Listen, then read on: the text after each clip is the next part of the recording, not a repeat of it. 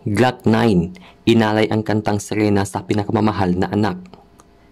Sa unang pagkakataon, ibinandera ng OPM icon at rapper-songwriter na si Glock 9 na ang isa niyang anak ay miyembro ng LGBTQIA+ community.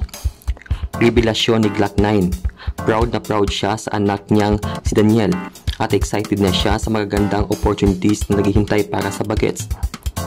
Ilang taon pa lamang ang nakaraan na mag-come out ang kanyang anak sa kanila at in fairness, tinanggap daw niya agad ng buong buo ang tunay na pagkatao ni Daniel. Exclusive interview ng ABS-CBN. Bilikan ni Glock 9 ang isa sa mga kanta niya nag-hit ng bonggang-bongga noong 2012, ang Serena, na naging anthem nga ng gay community sa iba't ibang panig ng mundo. Ayon kay Glock 9, noong ginawa niya ang Serena, ay wala pa siyang idea sa sexual preference ng anak, pero inamin niya na talagang natakot siya nang inirelease nila ang kanta. Sabi niya, nung nirelease daw nila yung kanta, takot na takot daw siya. Takot na takot siya dahil ayaw niya maka-insulto ng tao. Alam daw niya nung sinulat niya yung kanta, hindi daw niya tsinelas o sapatos ang suot-suot niya. Siya daw ay nagsuot ng ibang sapatos o tsinelas.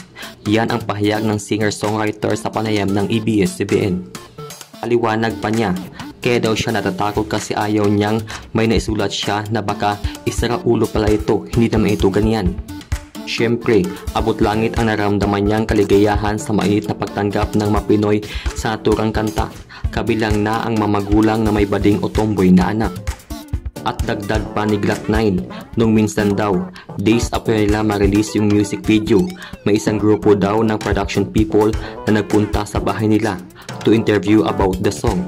And then, pinapanood daw nila sa grupo at may isa daw na humahagulhol at the end of the song.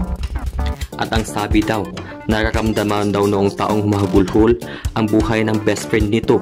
Nagpapasalamat pa ito sa singer.